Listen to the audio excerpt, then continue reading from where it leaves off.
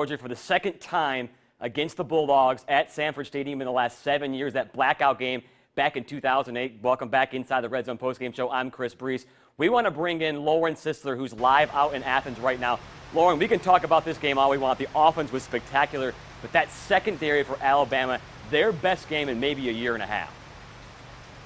Yeah, the Tide secondary has caught a lot of criticism as of late. Earlier last year, that was all they talked about. They played with a chip on their shoulder. They came out today, a lot of miscues and misreads. But coming out today, they really stepped up and showed what they were worth. Nick Saban said it in the press conference there. This was a special team. They came out, they played. They've taken the criticism well. They've turned it around as motivation. I don't know if you saw, but Kirby Smart on the sidelines there, pumping his fist, super excited that this team was going out there and playing well on defense. Eddie Jackson, Marlon Humphrey, Ronnie Harrison all picking up interceptions today. They weren't leaving Grayson Lambert any room to move, any receivers open. They were all over that. Geno Smith, Cyrus Jones, Reuben Foster, three other guys that really stepped up, made big plays today. And I also don't want to discount Reggie Ragland. He is a big leader on this team on defense.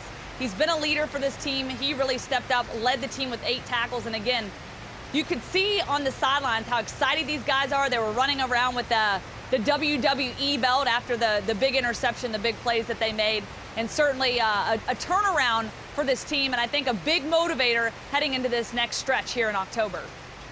Yeah, no doubt. I think what makes it even better, that performance, the defense, the secondary, was their stats against Grayson Lambert were fantastic. Lambert, the first 4 games, was lighting it up on the season. Plenty of sound to get to. We're going to do that right now. Lauren Sisler live in Athens after the big win. Lauren, before we talk to the players, we want to get to this defense for Alabama and how great they were against Grayson Lambert.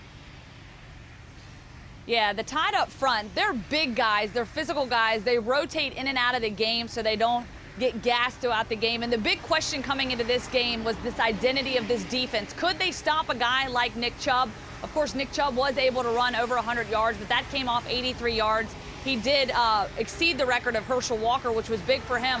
But big thing for the Alabama defense, it really set the tone for this game. They came out, made a lot of stops, made it really tough for Grayson Lambert, who once the run was stopped, he couldn't make any throws. It made him really one-dimensional, so certainly a big stat there. And, of course, these guys, Reggie Ragland, a big leader on this defense as well. He led the team with 8 tackles today.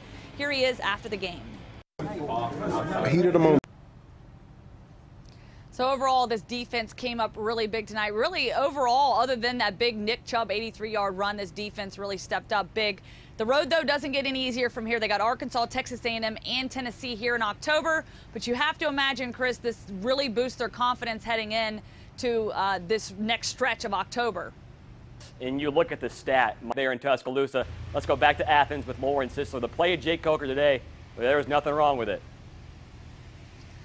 Yeah, coming into this football game, Jake Coker was sort of the work-in-progress guy. We weren't sure what to expect from him, especially in this kind of environment, their first big road test of the season. And I got to tell you, that wet weather definitely played a big factor in this football game. You thought the big key to victory was, first and foremost, they got to get ahead. So they did start the scoring off. They were able to get a field goal, get on the board first, which certainly helped them.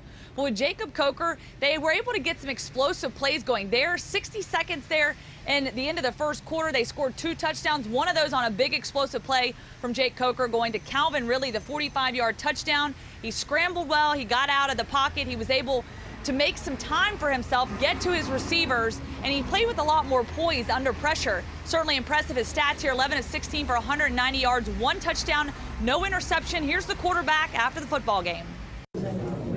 No, that's really, it really boosted. And when you look at all the certainty surrounding this quarterback situation here early in the season, you listen to Nick Saban on the podium afterwards and the excitement in his voice, Chris, and you could just tell he's very proud of this team, proud of his quarterback. And I think that this definitely bodes well for this team moving forward, knowing that they might have found the right quarterback that they can rely on for the remainder of the season. People obsessed over that for 2 months, and we look like we have our answer as long